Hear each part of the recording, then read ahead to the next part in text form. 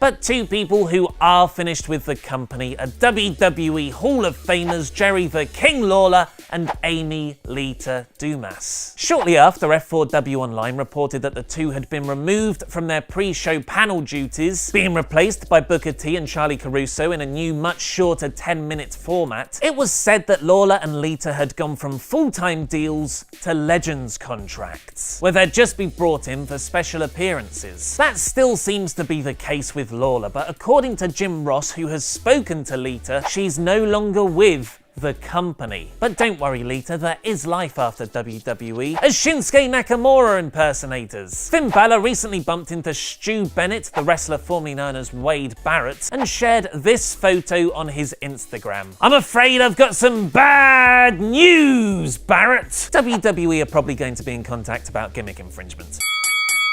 But first, another longtime WWE talent has reportedly been let go from the company. Oh my God! It's Joey Styles. Pro Wrestling Sheet are reporting that the Vice President of Digital Media Content, which means he runs the website, and former WWE and ECW announcer Joey Styles has been released from WWE. There's no word yet on when exactly he was released or why, but this has very interestingly come after a Facebook Live shoot Q&A he recently participated in. During the Q&A, Styles called WWE's three-man announce teams horrible, used the word belt when referring to the company's championships, a big Vince McMahon pet peeve, talked about Roman Reigns being pushed even though the smart fans dislike him, and criticised the WWE Universal title name. He even joked at the end that the Q&A would be remembered as what got him fired from WWE. The interview has since been deleted from WWE's YouTube and Facebook pages. This isn't Styles' first shoot while still being employed by WWE. In 2006, he cut a vicious worked shoot promo on how bad WWE commentary was, referencing many issues the announcers still have today, just before he quit the company in storyline. Many credit Styles for the WWE website's smart fan content, with articles on subjects like Seth Rollins' time in Ring of Honor to how Sabu changed wrestling. Expect the site's tone to become far more WWE corporate following Styles' reported departure.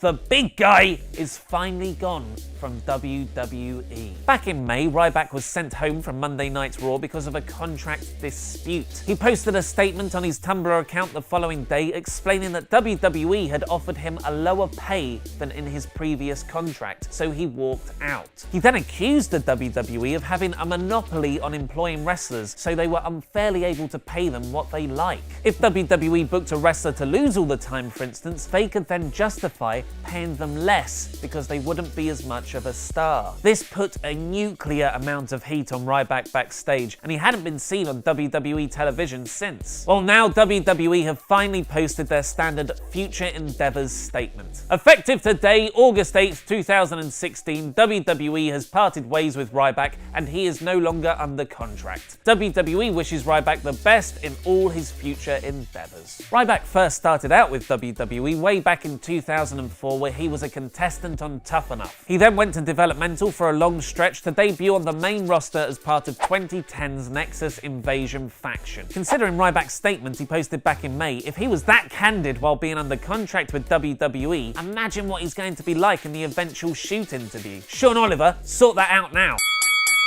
What the hell just happened to the WWE roster? Nobody's favourite national holiday, Future Endeavours Friday, was last week, and we're going to go through them all here, along with more superstars who could also be on the chopping block. But first, here's exactly who has been released by the WWE so far. Zeb Coulter, El Torito, Hornswoggle, Santino Marella, Cameron and Alex Riley were all released from their contracts on Friday. None of these came as a big surprise because they haven't been used on the main roster for quite some time. Then King Barrett was also announced to be leaving. Sad, but again not surprising. Reports of Barrett leaving once his contract was up have been circulating for about a month now. But then came the big shock. Right at the end of the day, WWE announced the departure of fan favourite, intellectual saviour of the masses, and a man capable of getting every awful gimmick he's ever been given over, Damien Sandow. A number of those released have since posted statements about their time with WWE and their future. Among them was Cameron, who doesn't have a good track record of releasing public statements. Last week, she came out in support of Ryback's controversial comments about equal pay in the wrestling business. Many believe that the statement is what led to her release. She's since released another statement, backtracking on that previous one, claiming she was just trying to create a new heel character. Nicely done, Cameron. Our top story is the shock release of Cody Rhodes from WWE.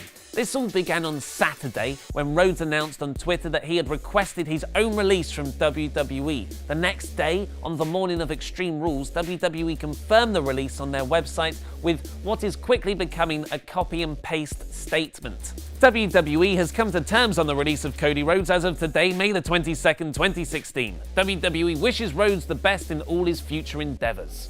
Later that day, Rhodes tweeted about his decision, making what appeared to be a jab at former WWE star CM Punk. My one and only statement on the matter: no podcasts or tell-all nonsense. The tweet came with a lengthy statement explaining that he wanted to leave due to the direction of his on-screen character. Rhodes had apparently been pitching to drop the Stardust character and return to Cody Rhodes for months now, but his requests were ignored. Rhodes specifically pointed to the head writers of Raw and SmackDown as the reasons for this change not happening, going so far to describe them as one pretending to be Brian Gewirtz and the other too busy hitting on developmental divas. However, Dave Meltzer of the Wrestling Observer noted that it was most probably a Vince McMahon call for Rhodes to remain as Stardust, and that writers can't really do much if McMahon has his mind set on something. Meltzer also revealed that the plan before WrestleMania 32 was indeed for Rhodes to drop the Stardust character, but for whatever reason, Vince McMahon changed his mind.